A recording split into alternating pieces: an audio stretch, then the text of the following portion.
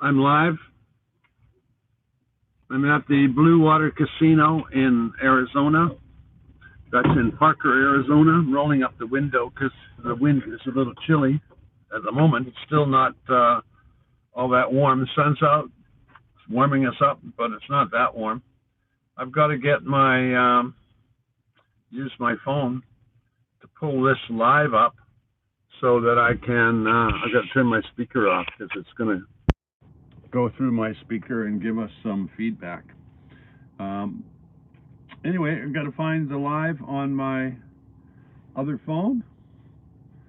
This phone connects to that phone and connects to the cell tower, and that's where my service is coming from. But I got to get it running on my the littler phone so I can look at your comments without going like this and still not seeing it. That phone's too far away. So I'm going to get connected. Damn it. It's not all that hard, but somehow I lost the connection while I was setting that phone up. So I still can't see who's on, which is kind of cool for the moment because it gives me a chance to get going. And when I am going here and I can see your comments, I'll be set to go. So there's my live. I pull it up just like you do. I listen to an ad just like you do. Skip it just like you do. Now I've got my oh, grumpy old man, you're here already. Now I've got my I got to turn this down so I don't hear myself. Who else is in here? Come on, get that speaker thing out of the way. The traveling art guy, great to see you. Debbie Anderson, hi there. What I want you guys to do today is ask me some questions. I look at other YouTubers and they can go through their comments, and their comments are full of questions and, you know, maybe weird things or whatever. My comments are like, hey, have a great day, Gus. I liked your sunset. You know, they're all pretty and nice comments. There's very few real questions about how would I put it, about this lifestyle, or, you know, some of the difficulties or some of the benefits of the lifestyle.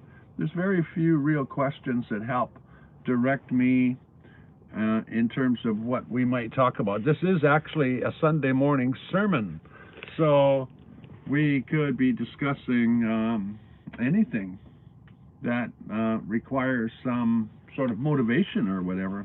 I've got to put the glasses on so I can read comments when they do show up.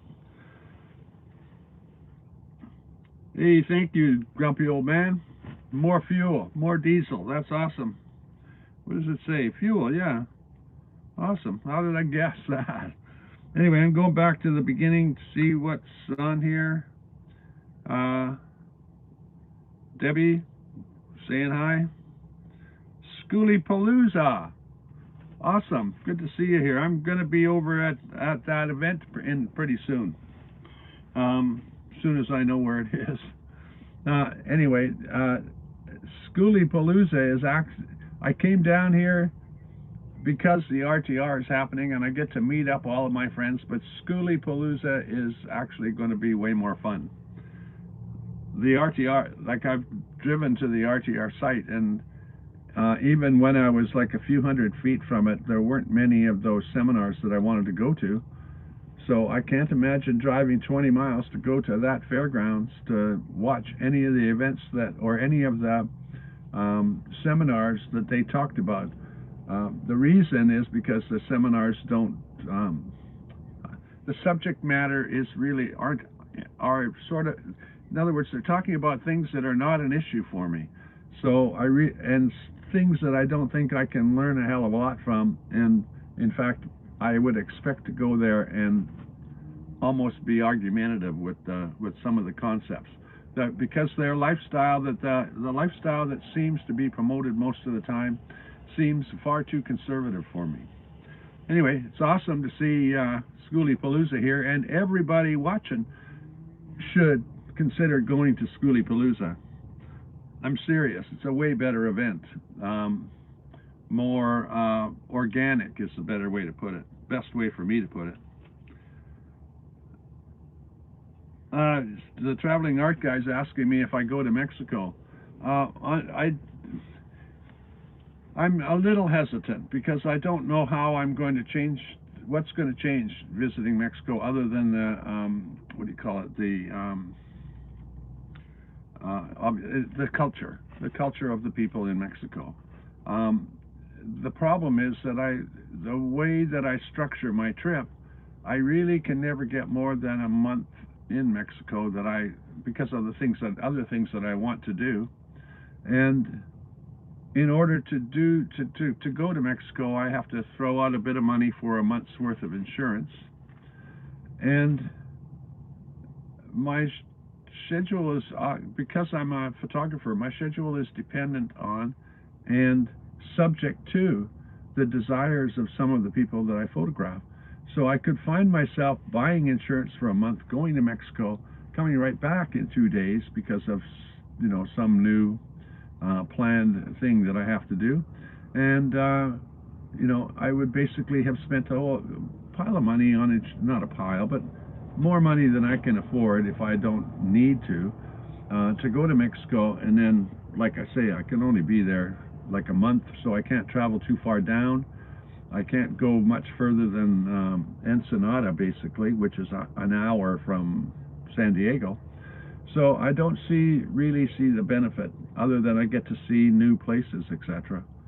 And anyway, I haven't gone the last 2 years. It's possible if I have some change in my income or change in my expenses over the year, if I don't have to I don't constantly fix my bus, but I've needed tires and that kind of maintenance. So that maintenance cost, if it seems to be less this year, may leave me with the funds to go to Mexico. I don't know how else to put it. Otherwise, I would like to go down, but I also would like to go with somebody who wants to go. However, I don't like traveling with a partner. I'm a loner. I do YouTube videos, so I want to have a great deal of my day alone to go and do that.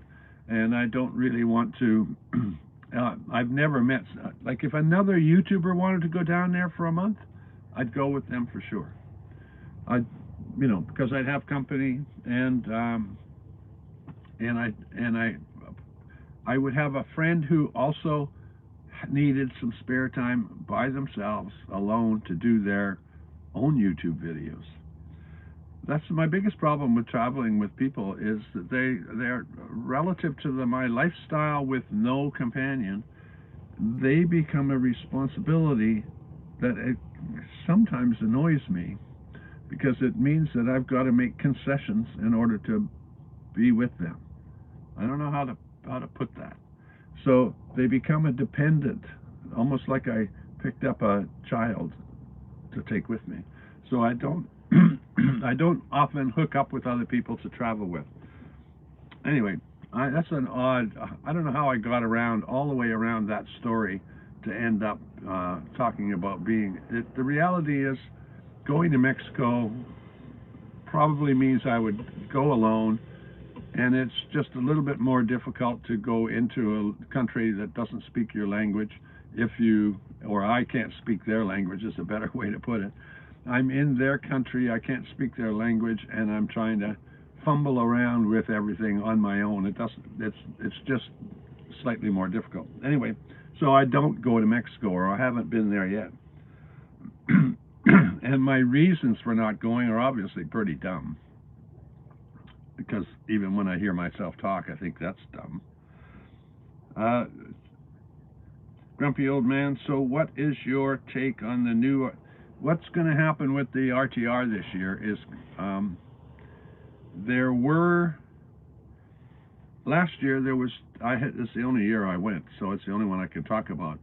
there was roughly 10,000 vehicles coming and going. There may not have ever been 10,000 there at one time, but in total it was probably around 10,000 vans or people. Um, they all came to a certain area, like if you said everybody sort of fit that was hanging out at the RTR camped within 2 square miles. So there were a lot of motorhomes nearby, etc., no matter where you went. But I went to one spot and ended up in a camp with a guy, other YouTubers called Saznak and Hobotech. And I just ended up there, and by accident. And then I found out they were YouTubers. I wasn't drawn to that place. I was drawn to a parking spot that would help me advertise my YouTube channel. So I met those two. We had, around that campfire, there was a very good camaraderie, sort of neighborly, friendly people. So I had a really good experience there. So I'm going back to the same spot with Hobotech and Saznak. But what the new RTR format means is that instead of having a 500-foot walk to go to the seminars, which I never made it to on time. I never actually went to a seminar because I needed or wanted to hear the speaker. I did go there to experience it, but I was never there for the information the speaker was going to provide. This year, the RTR is going to be, instead of a 500-foot walk, it's going to be a 20-mile drive. The venue is going to be extremely dusty. I drove into dust 2 or 3 inches high. Almost got stuck. My front wheels didn't want to really turn because they've got nothing to grip onto. And it was almost like snow, like fine, at least driving on it was very much like driving on fine snow. So this year, if I go to the RTR, it again won't be for the content of the seminar, but it'll be going to sort of go to the it's like if it were more like a festival with booths and things, and they wouldn't have to even be commercial booths, but displays and things like that. If there was more than just the speaker there, I'm sure a lot of people will go to those events. But this year, I think each day, if you were to go to one of those seminars, there would not be more than 200 people, maybe as much as 5, but not more than 200 people watching any particular seminar. So I think the RTR will die this year, the actual RTR event. But what will happen year after year is I can go back to that same spot,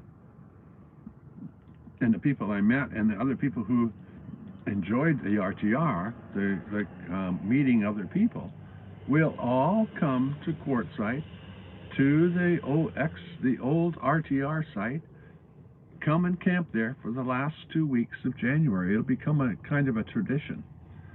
But this year, there's no reason to stay in that Quartzsite area, because right in the middle of that last 2 weeks, there's another event called Schooley Palooza.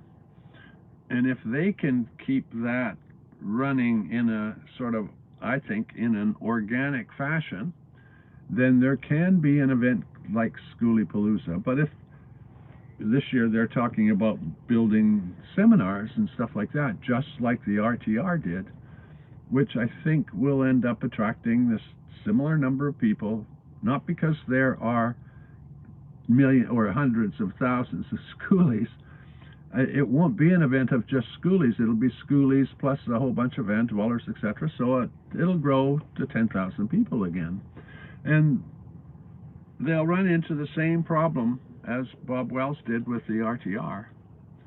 So I think what the RTR did is enable us to get together in one area and constantly get together in one area and kind of have what would be the remnants of an RTR crowd joining in that spot. It might still be called the RTR, but it won't have any seminars. And none of us will actually be in an organized spot. So the BLM can't have anything to do with telling us, with sort of regulations and stuff. It'll just be that the last 2 weeks of July, 10,000 people come to more or less the same area by sharing coordinates and things like that individually, and without any actual organization. We'll have 10,000 people cramped into, I shouldn't say cramped, but 10,000 people camping in a relatively small area. And I think there will be an organic structure that grows out of that. So there will be people helping each other build their vans, and people who have gathered together because they're YouTubers, or people who have gathered together in another community, like I don't know what it might be, families in one area. So I think it will organically sort of grow, or may not grow beyond that 10,000, because that's a huge number, but it'll organically be a large number of people gathering in one particular area. Anyway, this year I'm going to be there at the RTR location I was at last year until Schooley Palooza starts. Then I go to Schooley Palooza for a week, and then I'm heading back to California. But I think the RTR will have this seminar in the fairground, but unless they have to make enough money to cover their costs, I don't know how much that place is. It shouldn't be worth very much. So they've got to make enough money to cover their costs, and that requires that they have probably 500 people come in and pay $5 every day they're there. And I don't know what will happen. I don't think they'll actually reach enough people and generate enough money to continue with an RTR in a fairground. What do I know? It's just the way I think. Just the way I think. It's just a thought. So who else is in here?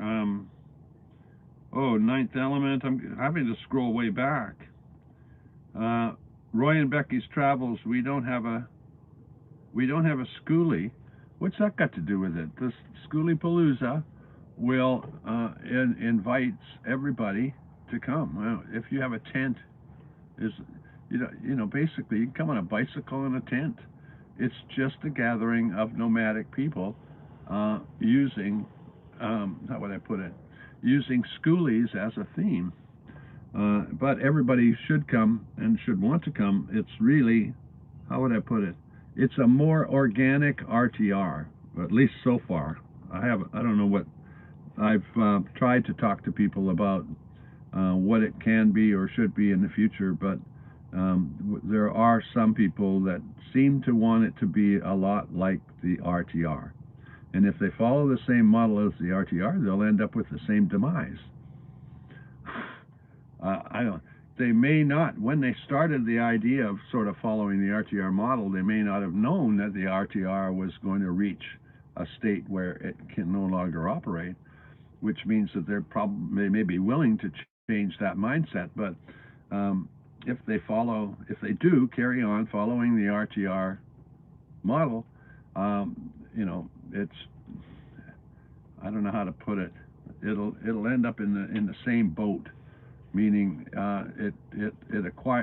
it creates too much attention, negative attention with the Bureau of Land Management, and then they'll simply have to do something to control it.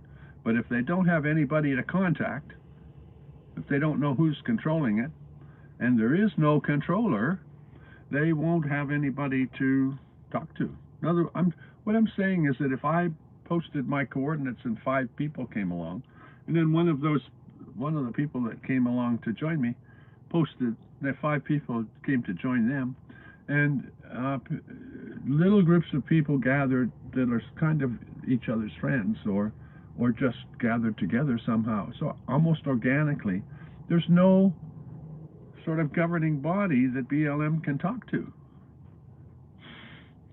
and they won't have any way of sort of pushing them out like they did with the RTR. Anyway, get back to what's going on here. Since the start of your van life, has your expenses gone up each year or stayed the same?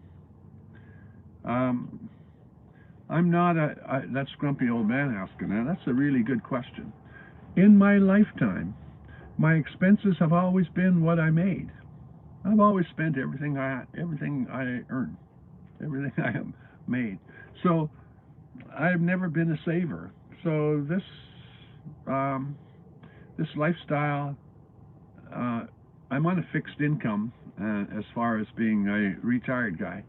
So my income hasn't gone up, and therefore I haven't been able to increase my expenses. But if I made twice as much money, I could make this lifestyle cost twice as much. But what I have is a a pension of 1,700 Canadian, and I have that is about $1,200 American. So that's what I get to spend, and that's what I spend every month. And if I've overspent near the end of the month, I can't buy fuel, so I have to kind of park and not park full time, but I have to use the last bit of my fuel to kind of move around and use it sparingly. But my expenses could go up if I would, and definitely would, if I had greater expectations, like driving right across from the Pacific to the Atlantic and then maybe down the Atlantic coast. If I had plans to travel further, my expenses would go up dramatically. So that's actually one of the reasons why you don't see me driving around day after day after day. And since I've been in Arizona, I've done kind of a circle, but the circle's only 80 miles or something. So I could be in a different spot every night, which is kind of what I want to do. I've got itchy feet or something. Then as long as I don't drive far, my expenses will always stay the same. I hope that answers the question.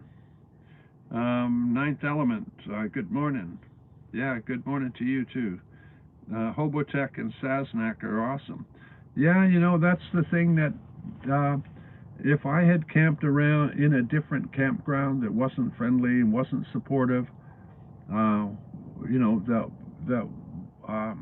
had a different social impact, I guess. I don't know what the word would be.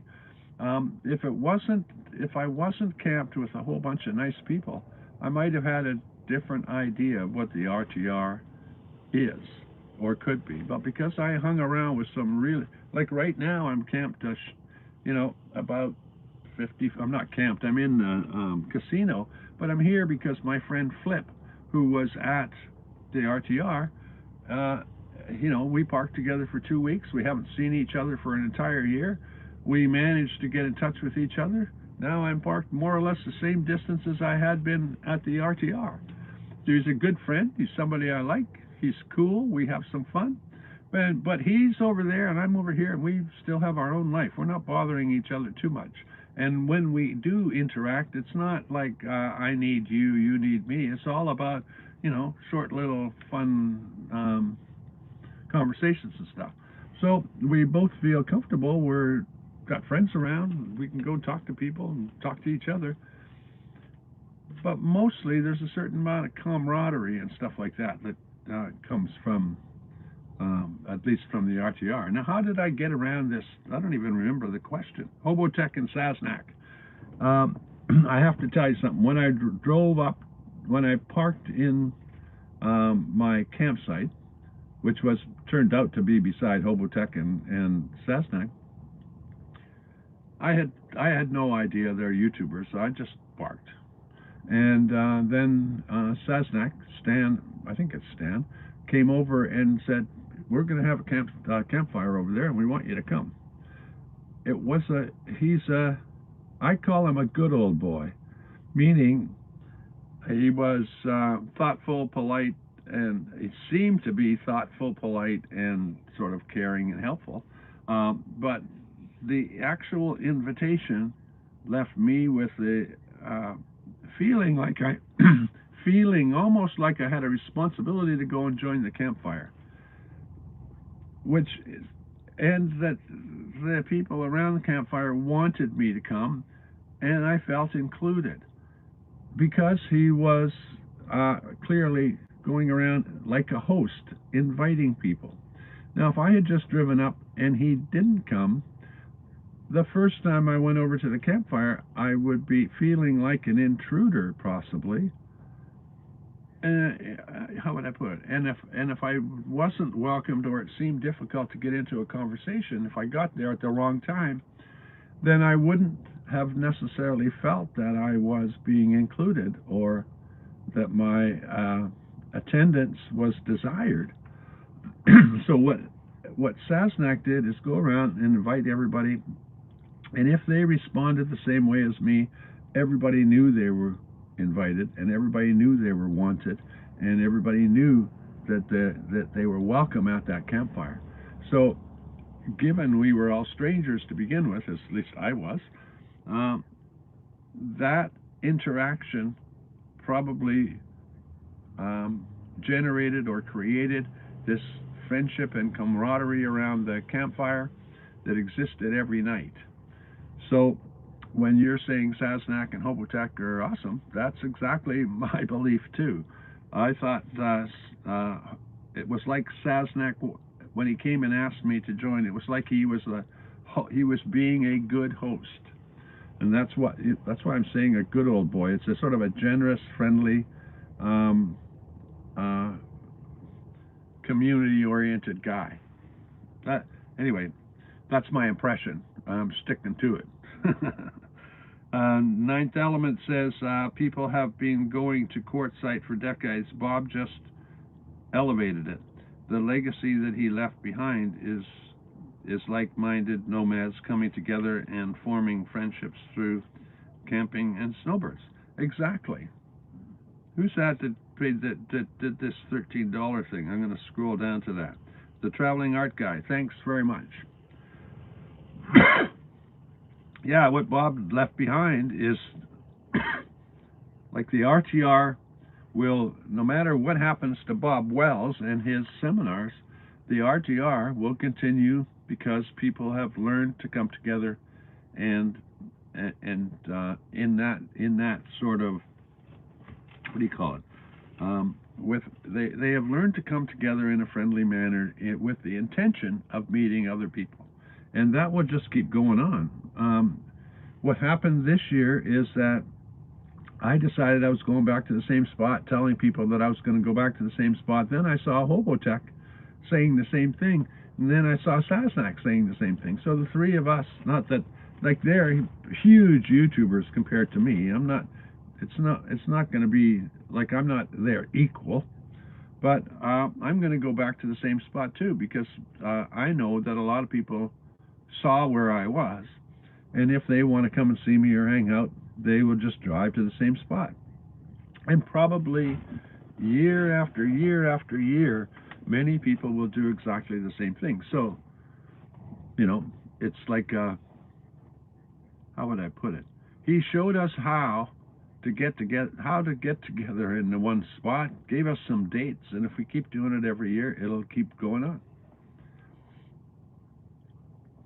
Hi. Oh, what is this? Oh, that's right. I'm trying to find. I'm going to try to go through the comments carefully this time instead of scrolling up and down. Then I get lost. So Justin and Christine are here.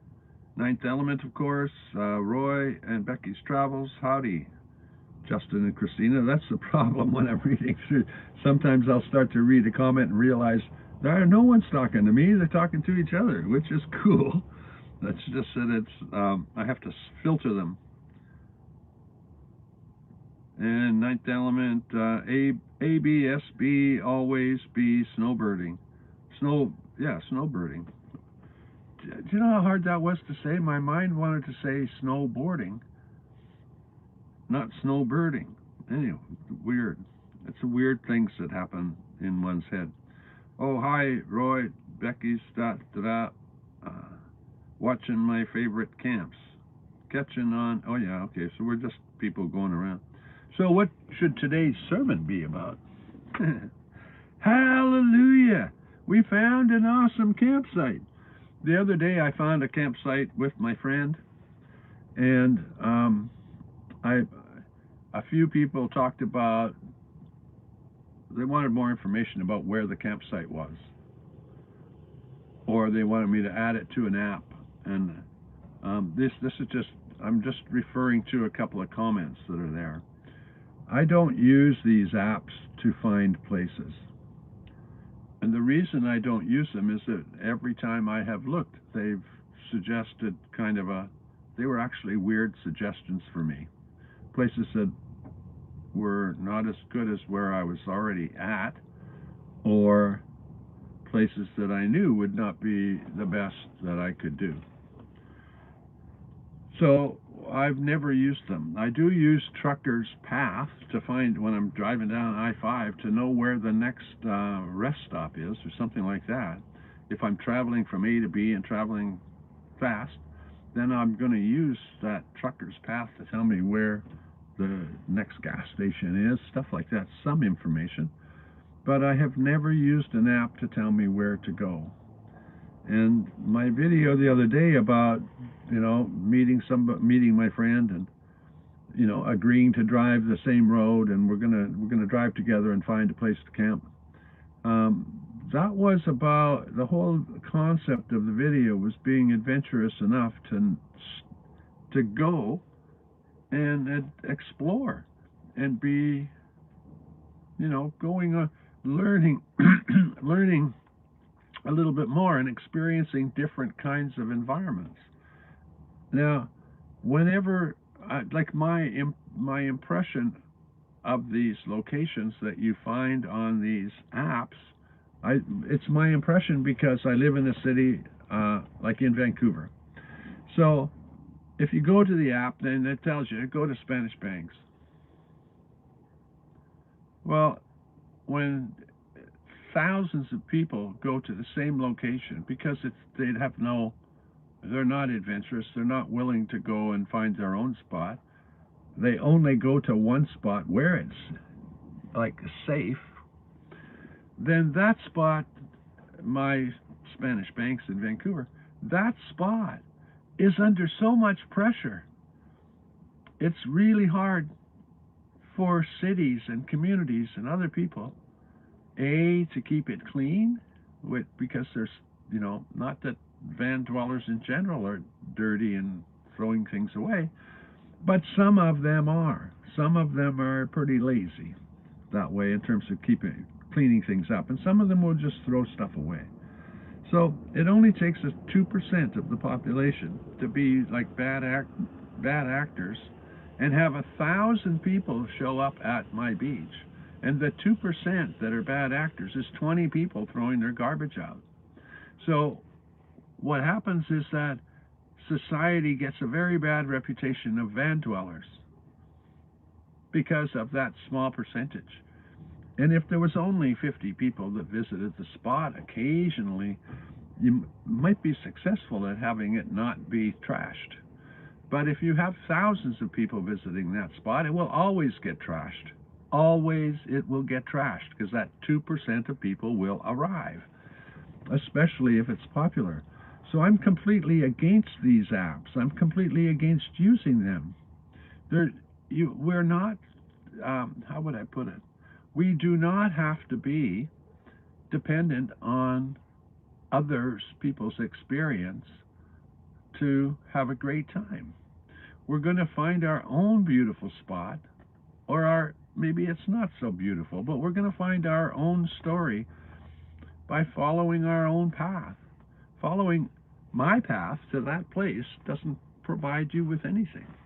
You've got pictures of it, you get to experience it. I put it in a video. There's no reason to actually go and be there, because you wouldn't find that your experience was any different from mine, and I shared mine with you. So when I get these questions about where were you, or could you put those coordinates on an app or something, I think I'm protecting that place from that 2% of the people. And it's my belief that the people who use the apps and are not that aren't really very adventurous are the most likely to be those who will trash it. And I know that from that experience on my beach, where thousands of people show up. I'll give you an example. Is that I was parking on that beach in my city, and I would go to a certain spot, and I would.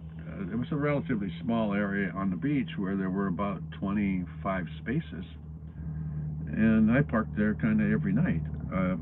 But I would arrive in the dark, and no one really saw that I was there, and then I'd leave pretty early in the morning, so people didn't really know that I actually was there. Well, I parked there, and seldom was there anybody else parking with me. And then I remember the date, it was June 21st, the very first day of summer.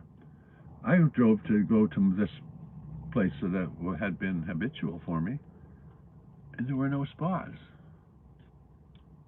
In one night, 25 people arrived and filled it up because it was on an app. Now, it doesn't mean that I wasn't hurt because I could go to another location. I lived there, so it wasn't dependent on that. But in one night, 25 people showed up. And that's a beach that our beach would hold, many hundreds of people. So it's likely that 400 or 500 motorhomes arrived at that beach at night, and it's because it's on an app. So as far as the community around the beach and the police and the city, etc., the arrival of all of these people who only follow the app really puts so much pressure on the officials that look after that area that they can quickly end up with enough complaints. They've got to come down and deal with it because it's on an app. I don't know, word of mouth works really good, but in Vancouver, that beach is under a huge amount of pressure. However, there's like 50 beaches that aren't under pressure because everybody follows the app. If they got to a town and typed in beach in Google, they went to the closest beach, they would have the same experience, but they use the app instead, and they all end up at the same beach. I mean, maybe that's my sermon today. Sermon is about go and find and experience your own things. Don't be so conservative that you must have somebody already tell you that that's a great spot or anything, something like that. How you doing? Yes, fine. I'm on a live. Do you want to be on it? No. Okay. So, what's next in the list here? Love that name, Grumpy Old Man. Yeah, I do too. That's a cool name. Grumpy Old Van, I mean. I am a grumpy old man, so I would take that the wrong way. Where will the Vanza be in Ontario? I guess that's a van meetup, eh? I don't know about that. What do I like to do for fun? That's a real interesting question. I don't have a lot of fun in my life. Fun like I did when I was younger. Fun in other words, I've had a lot of fun. So things that I try to do now it's actually kind of like, for me to ride a bike, if I get on a bike and start to ride it, it's work now. It's not so much fun, but in my lifetime, it was a huge amount of fun. So I do have fun with that doing stuff like that, but it no longer feels like fun because it's such a lower level of fun. Do you see what I mean? So it's gone. Some things that are just amazing, that were fun, that were exciting stuff in my life when I was younger, are kind of like, this is cool, this is fun, I enjoy this, but it's not fun. Huge fun, like, it's not capital letter fun, it's just a little letter fun. But what I'm doing most of the time, like I am doing YouTube.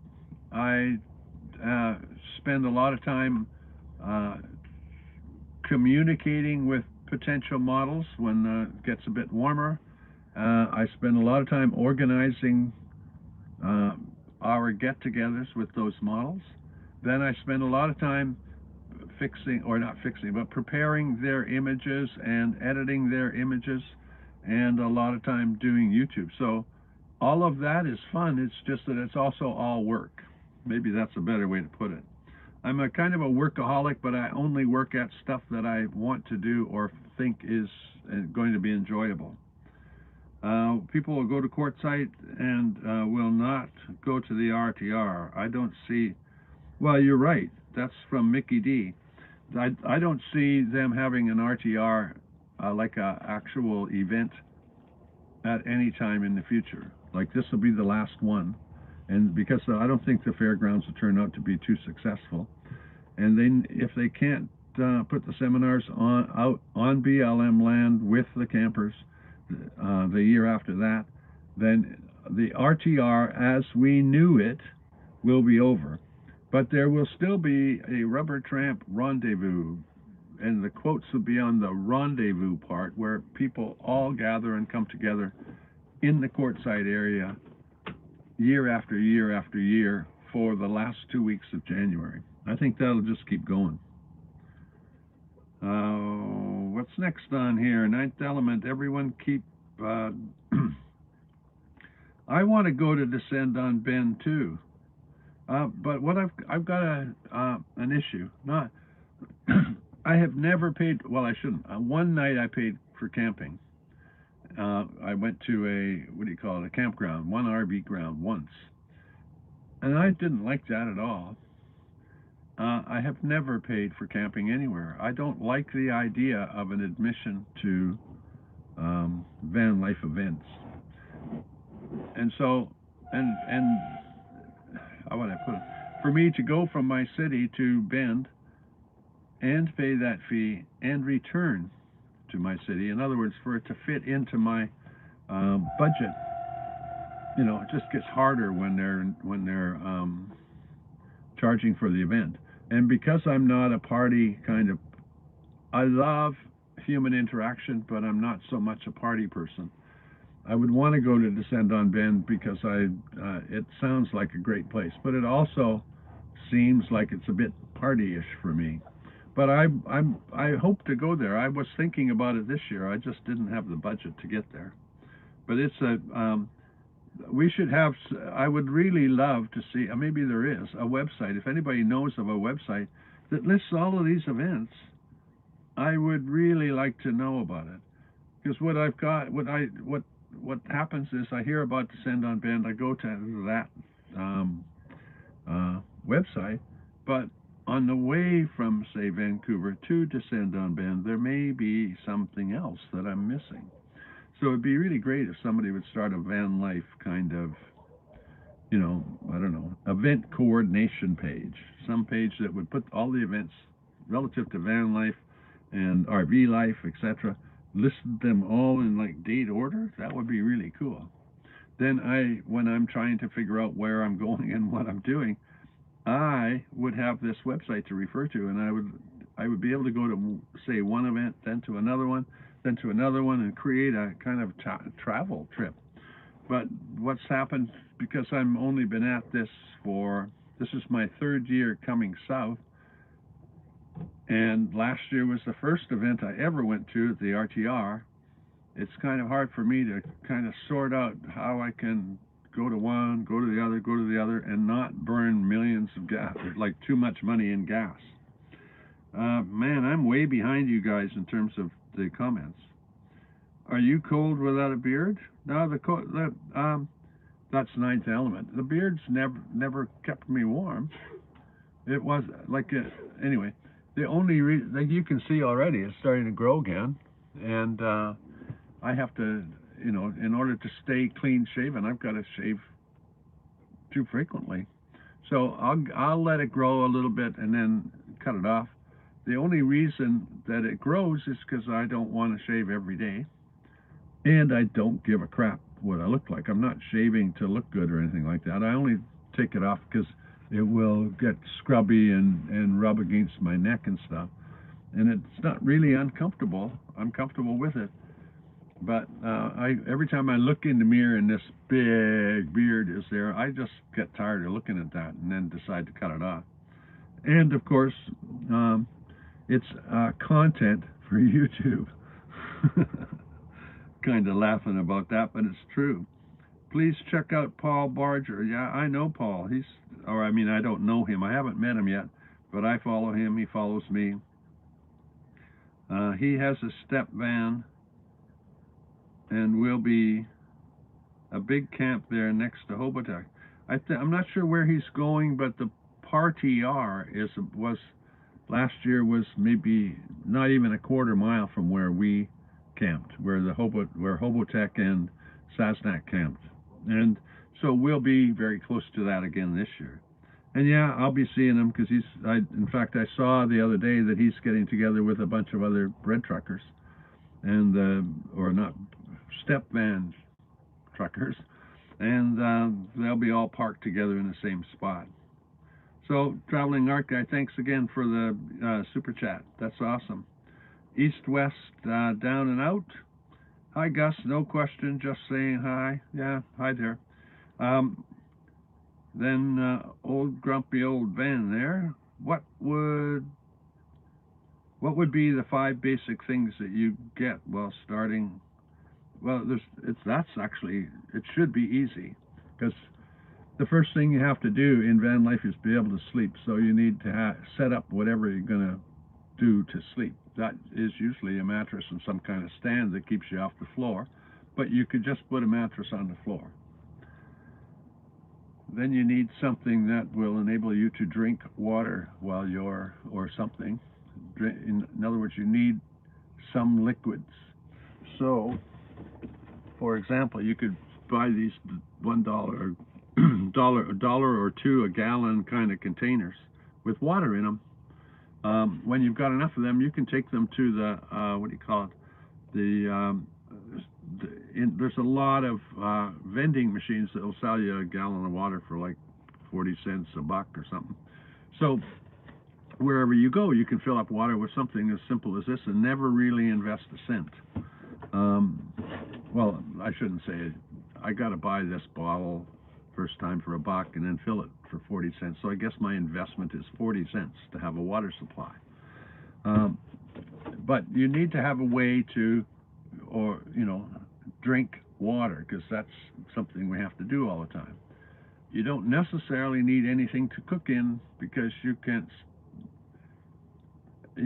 make sandwiches by buying cheese and bread, or avocado and bread. So you can eat without any cooking equipment or utensils. So I've looked after sleep, water, eating. You can be constantly near a toilet simply by finding a spot to park nearby.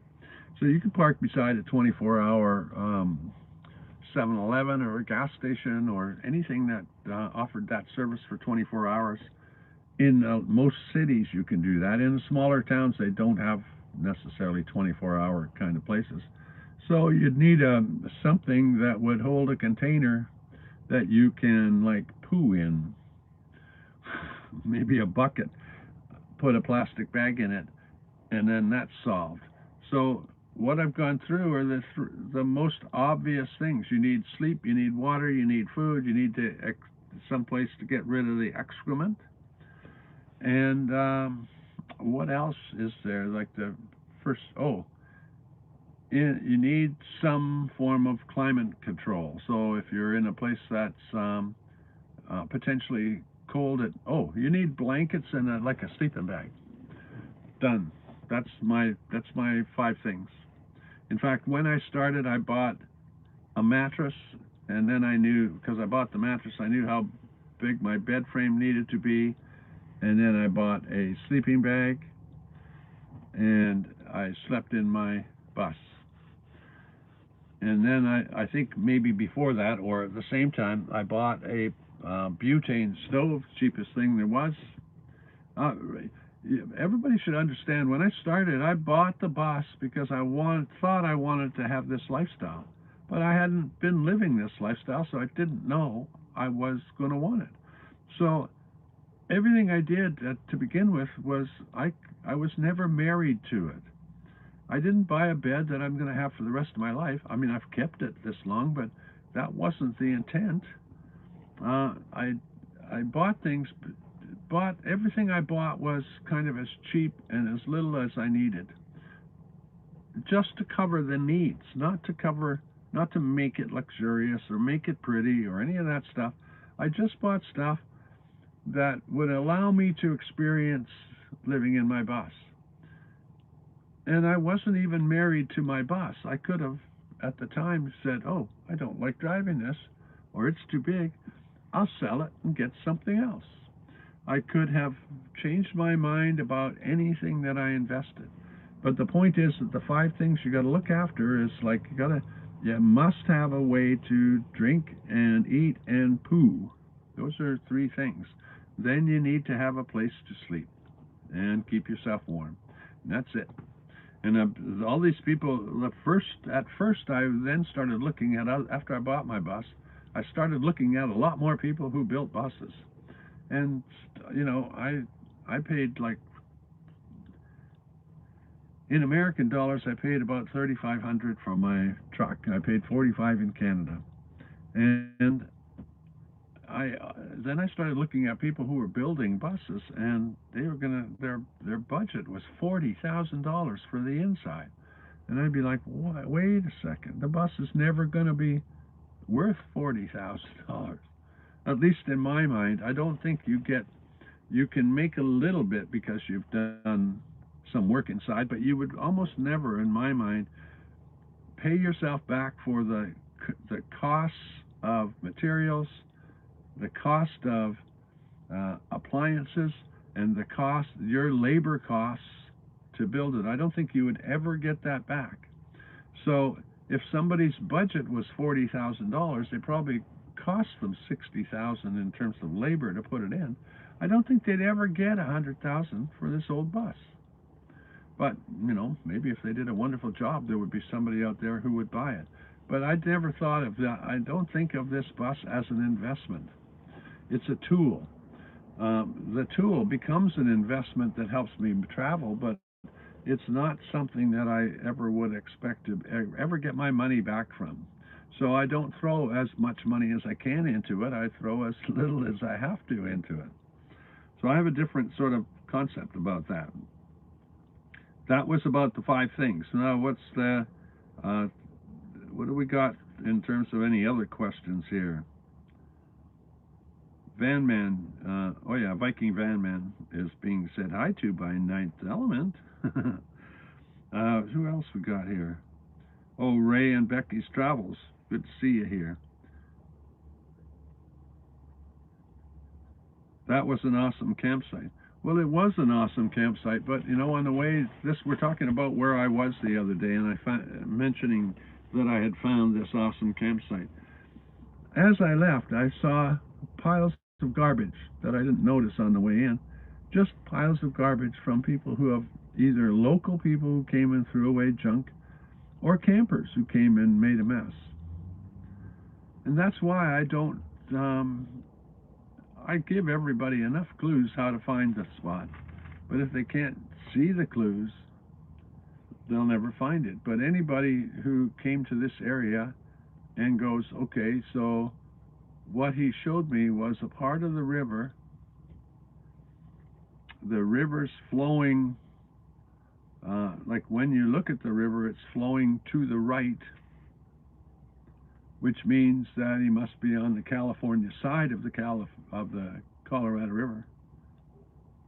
And I showed them a dam that's probably an irrigation dam.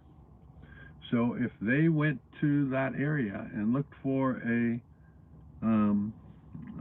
dam on the California side of the river, they would be able to find it. But if I put it on, and that would be my subscribers could go and find it if they're reasonably bright and observant. Those people, if I put it on an app like I don't know, one of those apps where people find camping sites, it'll be visited by thousands, and that 2% of people who destroy everything they get nearby will dump a bunch of shit there, and when you get there, it'll be a pigsty. So that's why I don't do that. But I also almost always, with where I'm at, I almost always tell people more or less where I'm at, and if they kind of try to find a place similar, they'll end up driving right to the same or similar or even a better spot. It's kind of interesting how stuff is. Ninth Elements in Oregon, 54 miles from the East Coast. Please be in touch and let's meet up. I will meet up with anybody anytime, and what actually happens is that they generally tell me, oh, I live here, like a week after I travel past their place. It's really easy to contact me. At least what I've been doing is going up and down the West Coast. So if they're watching my videos, they'll know that, oh, he's in San Francisco and he's going to be driving by soon. If you get a hold of me, I will stop. I will actually make a plan to go and meet with you. That'll always be the case, because I like meeting people. And I learn a lot about each area from the people that live in it. So Kevin in the Sunshine Van, I'm headed west from Flint, Michigan, in February for the month. I'll be watching YouTube for current caravan locations and when I arrive. Yeah, that's. I wish YouTube was really good at that, but it's not. I have a lot of YouTubers that I'm following, and we are not all planning ahead of time where we're going. And often we don't know about an event until we get to the gas station in a town, and then somebody says, "Hey, are you at this event?" And then we hear about it. But YouTube's a bad source. That's why I wish there was a website, I don't know, Nomad Events or something, that would tell me where these events are and stuff like that, because I've actually driven past some. And I didn't hear about Descend on Bend, for example, until, I didn't hear about it until last summer, and then I could decide whether I'm going, but I certainly didn't hear about it the year before, or I could have heard about it and maybe would have gone. What else we got for questions and stuff? I'm way back. I'm going to try and get through these comments really quick. And it's hard. I'm looking at little letters on it. Look how little they are. When I say that, it demonstrates how old I am. My eyes are terrible.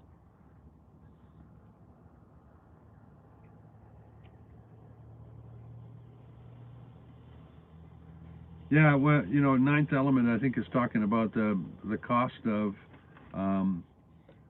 Descend on Bend being well worth it. I think the costs are almost always worth it. They're very reasonable prices.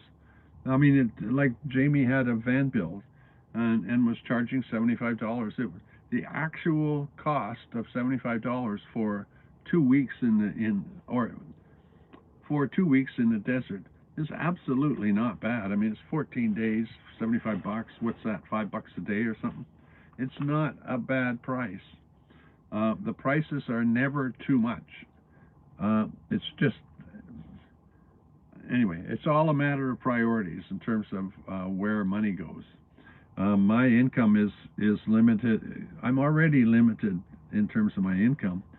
If I was to be spending $10 a night, that's $10 American in the United States. If I was to pay $10 a night, it'd be a 1/4 of my income. Would also limit me from driving $300 would be 600 miles. So if I want to travel that money with my income, that money has to go into my fuel. So Descend on Bend is not a matter of maybe, $100 or something for the period of time. Whatever that amount is actually minuscule compared to what it costs to go there and come back. So that's one of the reasons why I don't attend those things. that cost, the things that cost money or are at a distance to where I'm at. Sunshine Van, Ninth Element. I'm almost 60. I'll be looking for a tribe soon. That's interesting. I had a discussion this morning about tribes. I having a family. I have a family on the road, but I spend most of my time in Vancouver, so I have a group of people that I know and like, and they like me, and we hang out together when we can. But we don't travel together. We all spread out in different directions. When I come down south here, I've met people, so I have lots of friends, and I just drive up, and if I know them, I drive up and hang out with them for a day or two. But I don't hang out with people who are sort of like 10 people connected or 20 people connected that all seem to be dependent on where everybody else is going in a way. In other words, they get together into a tribe, and then that tribe moves after it's sort of lived out its stay at a certain spot, get up and move a whole tribe to another spot. And one negative that I can talk about with that is that the other day I went to a campsite, that was really pretty. And I got there with my friend, and we had dinner, and we enjoyed it, and then we left. If I had a tribe, I couldn't go there because they depended on me to come with them. It doesn't have enough room for a tribe. Might be 2 or 3, maybe 5 vehicles could be in there for a day or two without causing a problem. But when I have a tribe, when you're connected to a tribe and you're traveling with them, for me, that's a matter of taking on I become responsible to be there because they expect me there and all that kind of stuff. It's a responsibility I don't want. So I personally try to avoid being attached like to a tribe or having people expecting me to be in another spot because I want to be in that beautiful place. I want to be alone some of the time. I don't, so the concept of a tribe is something that is completely foreign to me. That's sort of I don't like to use negative terms about people, but I don't know how else to explain it. They seem to be needy, needing companionship, needing comfort, needing security, needing safety, and they are insecure when they're on their own. So, that doesn't apply to everybody. I'm saying that that's what it seems to be like, or that's how I feel, that I'm around a whole bunch of needy people when I'm in a situation could be called a tribe. And when I say it's about how I feel, I'm trying to make sure that nobody gets offended by what I said. The reason that I said that is that's how I feel. And it's not bad to be close and cozy and comfortable with a number of people, or to be in. It's not bad to be in a tribe. It's just something I don't understand. Family on who is this? Kevin and Sunshine Van have RV family on the West Coast. When you're out this way, okay, get in touch. Yeah, that's what I'm going to do. If I know, I don't know how to put it. I don't know where I'm going. I don't know when I'm going up the coast. It could be any time during the month of April. I think I have to be back March 1st, but last year I went home in February, which I'm not going to make that same mistake again. But I need to be back sometime during the month of April. I can't be hanging around and I can't be in the United States more than 6 consecutive months. I'm just looking at a bus with a big trailer behind it. A bus like mine that has about a 12-foot trailer behind it. It looks kind of cool. Anyway, what else we got? Congrats, Grumpy Old Man, Ninth Element. Ninth Element's making lots of comments. I saw a Sprinter conversion yesterday. They spent $150 grand. Well, yeah. Why are they? Let me. When you buy, uh, when you buy something, and it's going to deteriorate in every way, the inside, the outside, the wheels, it needs a lot of maintenance. When you buy, put a big investment into something that's going to deteriorate, it's really an expensive um, luxury to be able to do that. When I buy this, I buy it for 4,500 Canadian. I can sell it for 5,500 Canadian, but I didn't put in $1,000. In other words, it's possible for me to break even after driving for a few years. If I had tried to create that luxurious, beautiful thing, there's no way I could come out of it without having blown 50,000. After that, if somebody bought a brand new Sprinter and invested altogether 150,000, they will that will cost them, in my mind, that will cost them 15 to 20,000 a year to own, because it will deteriorate that fast.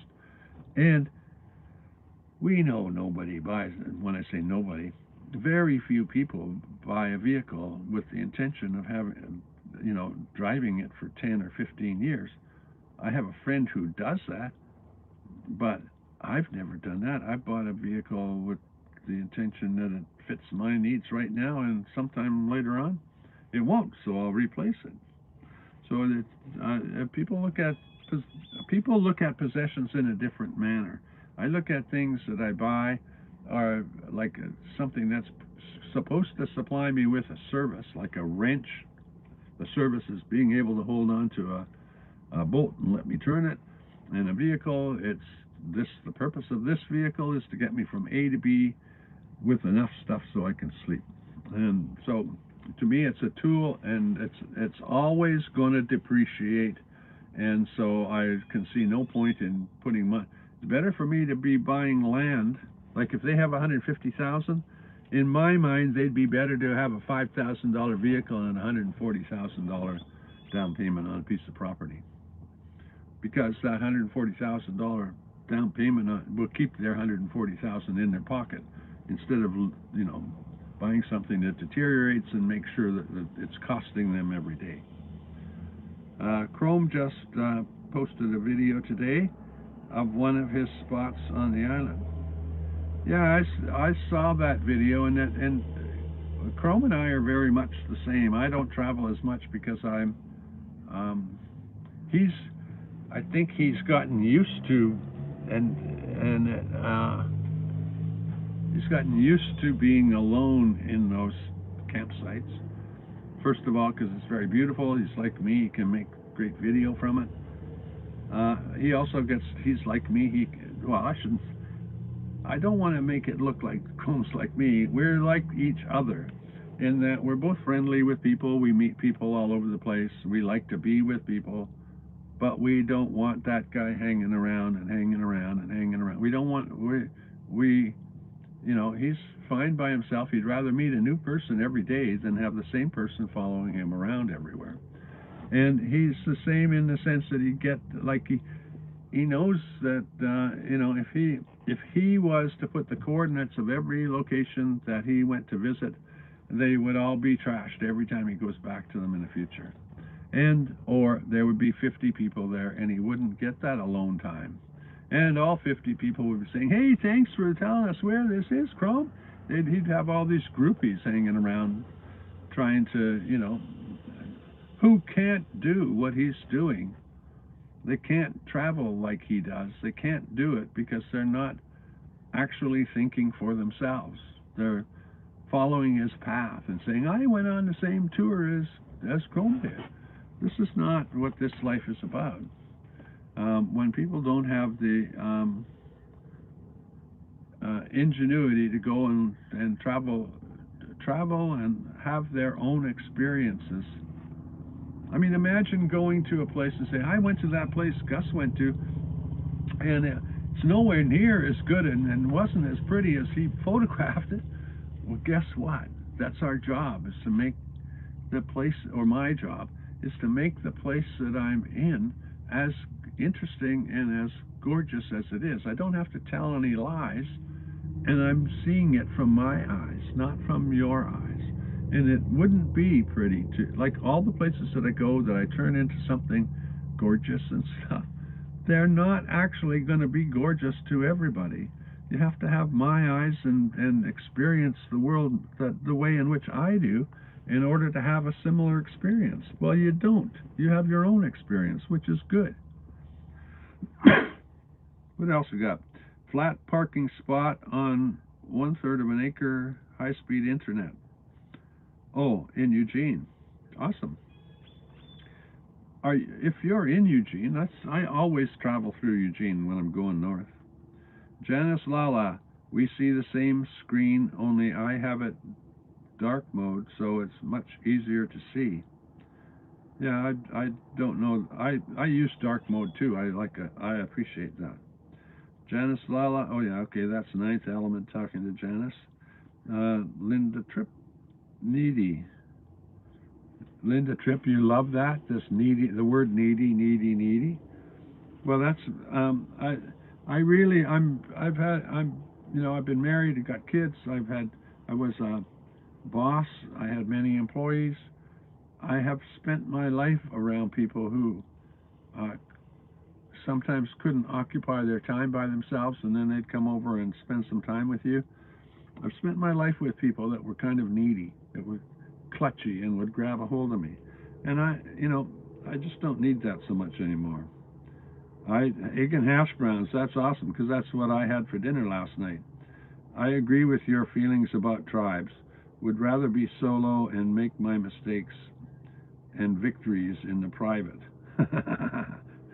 That's the best thing. You can go and pee on the bush that you're beside because no one's around. I'm kind of joking, but no, that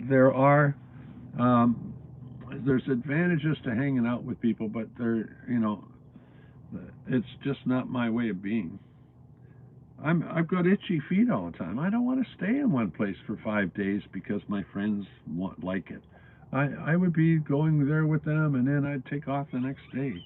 Even if I went 200 yards down the road, I would be finding myself in a new spot. And I never take, I've got a chair that I take out of my truck. I take the chair out for social experiences with other people, or to sit and enjoy my coffee and watch a sunset or a sunrise or something. But my camp is, I just drive my vehicle up, and I make no camp outside. Lots of people drive their vehicle up, and then they open up they create a kitchen, and they they put a mat down to keep their feet from, to give themselves a place to sit, or like a rug to keep the dirt from coming in. Then they put what do you call it? Why do I have problems remembering names? Like they put out some kind of a cover off the side, like a sunshade of some sort, and throw out a barbecue and put out a swing, and then it takes them a day to get to park, and then they can't go tomorrow because they've got hours of work to get it all put back into their motorhome. And it's never more than the worst I have to do is walk around inside my bus to make sure things aren't going to fall down. Look around the bus, see if I left my chair out there, which half the time I just leave it and drive away. So I bring the chair in, and then I drive away. I almost don't need, like right now, this would be camp the same way as I am outside. I would just close the door, put my coffee cup on the floor so it won't dump, and drive away. I could be out of here. In fact, right now I could just drive away. You're right about secret spots. Big Sun was was as beautiful as you saw it. Now, the thing is about these spots is that I'm a photographer, and my job is to make these places, or not to. I don't think my job is to like fool people. I'm trying to show them the beauty that I see in a location.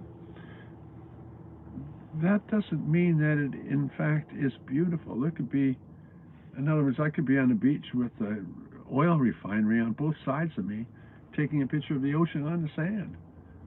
And you know, if I put the coordinates up there, some people would go there expecting utopia. And the fact is, there were, you know, it was beautiful on the beach looking at the ocean, but behind me there's a highway or there's other things. There's some things about these locations that are not suitable for an awful lot of people. So it's crazy for them to go, oh, I should follow the same route as Gus. I park at the side of the highway with semi-trailers driving by 12 inches from my head all night. Or they don't drive by all night. They usually drive by until about 10 o'clock, and then everybody clears off the road, and late at night there's almost no traffic. But when I get there, I'm actually parked in a spot that would scare the crap out of a whole bunch of people if they were to start to lie in a bed there. Somebody else, Ruth. Oh, hi, Ruth. Thanks a lot for the super chat. Anyway, I'm trying to go through this and get to the bottom. This is one of the first times I'm actually have comments that are sort of ahead of me in the future. So maybe I'm getting better at this live stuff.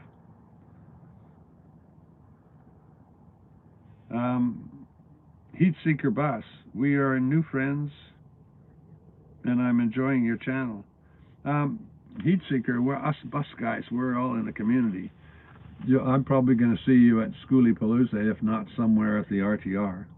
We'll run into each other. It's easy to spot, right? So we're both easy to spot. We're the only two guys that have our YouTube channel on the side of their bus. I think we are, anyway. There's more. There's a few more, but not very many. And the interesting thing about that is that I'm sure you would agree with me that people feel more comfortable coming up and talking to you because your name is on the side, and they'll come up in you know, at a bus stop, a truck stop or whatever. They'll come up and say, hey, tell me about your Heat Seeker bus. What's that about?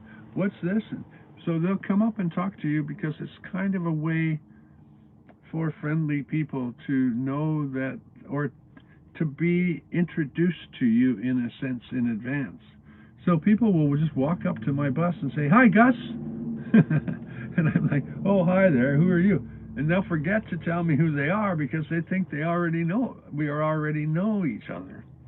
It's kind of comical, but I love having my name on the side of the bus because people came and talked to me anyway, but now it's twice as often, and it's, how would I put it? It's always a more directed kind of experience.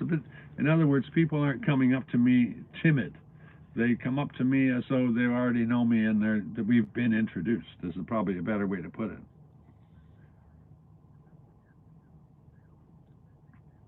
Who else we got here?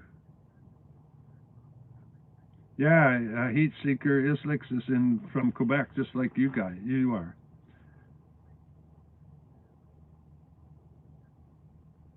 Ruth says, hi Gus, I have gotten a room in Chemainus for the winter for $500 a month. Solar's no good in this weather, and I plan better for the trip south next winter. Ruth, $500 a month is a pretty good deal. I'd actually like, if I found a nice location at $500 a month that, like on the island or up near in the Okanagan and stuff like that, I think I would probably find a few other van dwellers that want to put in $150 so that we could all like park, shower. In other words, it'd be like a home base, but for a group of us. I think I would do that in like 2 seconds. Patricia Miller, Ninth Element, okay. Slowly converting a 2002 Toyota Sequoia, keeping the back seats in, just fold them in case you sell the thing. But I plan having the thing. You plan having it until it dies. $144,000. Picked it up for well, you see, that's the thing. You're buying a $3,200 vehicle. It will die reasonably, you know, at some point. But and you can keep it till it dies because you only put in 30,000 or 3,000. If you spend, what I was talking about before is if you put 150,000 into a vehicle that you definitely won't, even if you have it for the rest of your life, it's deteriorating all the time. You know you could spend an awful lot of that, like the difference on the difference between $3,000 and keeping it like forever is you really only lost 3,000. If you invested that 150,000, you'd lose 3,000 in 6 months. Anyway, it's just the way my mind works. I should be saying it's just a thought. I watched this guy. I think he's a YouTuber from southern United States. He sounds like a very conservative southern guy, and because of the accent and stuff. And then when I watch him, he's very thoughtful. That isn't conservative or liberal. Is pretty open-minded about everything that's going on in the States. He's a political commentator. And anyway, I watch this guy all the time. It's Bo of the Fifth Element or something. And I don't know how I got on there, but maybe I'll figure it out in a minute. In other words, I got onto that tangent, and now I don't know how to get back to where I started. Oh,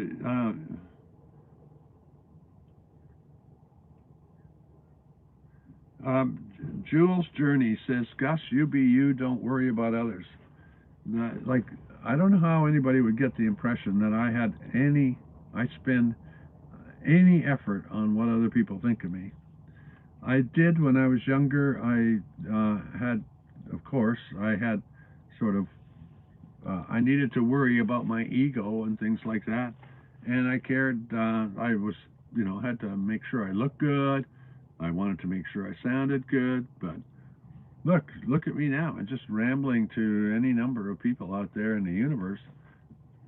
I didn't even start out with a plan. I just went, oh, I'm going to go live, and I'm live, and I'm just doing my thing. I have not got, I don't have the wildest concern about what other people think. And I'm going to explain, maybe I should explain why. What's in your head is what's in your head. It's your responsibility. And I have no impact on it whatsoever.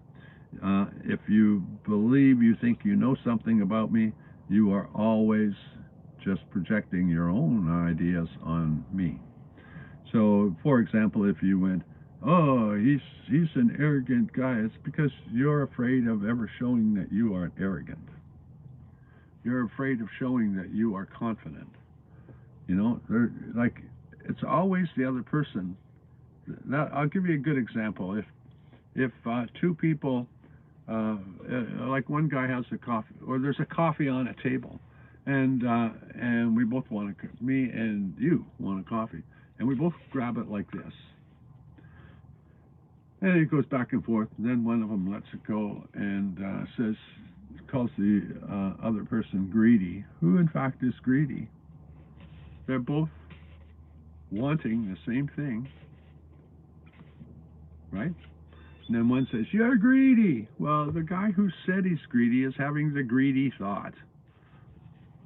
The other guy might not be thinking anything about greed or anything like it.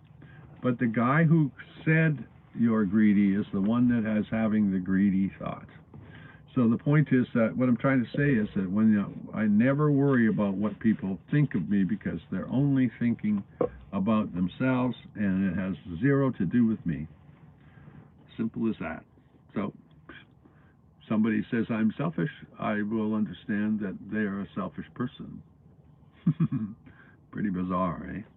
Anyway, so that's it for me. I'm got to get out of here. The comments aren't that far ahead of me. RTR fantastic, says Patricia Miller. What are the dates at Heat Seeker Bus? I don't know which event you're talking about, but okay, Heat Seeker said January 20th to the 27th. That would be the Schooley Palooza they're talking about. 360 gallons is, what is that? Gus, 360 gallons, I guess, is a skoolie with 360 videos. For your information, YouTube posted on side of her bus. Oh, are you saying that there's another skoolie with the YouTube name on the side of the bus? I know there's lots of them. It's just that I'm not watching very many right now. The other people I knew, Nomadic Movement had their name on the side of the bus. Then they decided they would take the name off the side of the bus, something like that. Now they just park their bus on a piece of land in Costa Rica or someplace where they bought some property. Anyway, so I don't really know who's got the name on the side of the bus, and I know that I'm not the only one, and I was never the first one, but I am pleased with what the reaction of the public is about that. Ever thought about writing videoing a documentary about your van life? Grumpy old man, Van. I'm sorry, Mike. You're not a grumpy old man, but that's what I keep getting from the name. Anyway, no, a documentary would be a whole lot of work, and I'm retired. These YouTube videos I make because I enjoy making them, and I actually feel they're worthwhile. My grandchildren will be able to watch me years, like when they're 15 and I've been dead for a decade, they'll be able to look back and see what their grandfather was like. If I'm traveling around as a nomad, I'm not going to be spending a lot of time with them, and this is the only way they'll ever really know me.